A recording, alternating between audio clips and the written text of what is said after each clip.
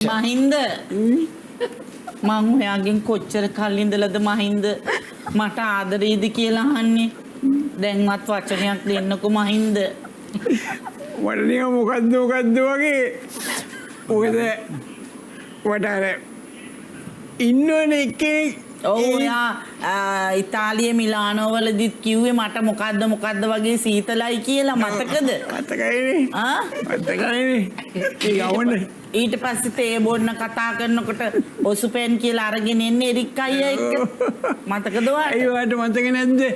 අර ලාබෙට තියනෝ කියලා අර shopping mall එකට ගිහිල්ලා මේ toilet papers ගත්තේ. ඒව මට මතක නෑ මහින්ද ඔළුව වැදිලා මගේ. අර trolley තනි කරන toilet papers අරගෙන ඔයා එළියට ආවා. ඒ මතක නැද්ද මේ washroom ගිහිල්ලා මර මොකද්ද මේ ෆ්ලෂර් බටන් එක කියලා එලාම් එකක් එබුවේ. වෙච්ච දේවල් නේ. අනේ ඇත්තටම කියන්නකෝ ආදරේද කියලා මහින්දයි. කොච්චර ආදරේද? මහින්දයි ඇත්තටම අපිට ආදරේ ගොඩක් අපි ගොඩක් රටවල් වලට ගිහින් තිනවා අපි ආරක්ෂා කරලා තියෙනවා.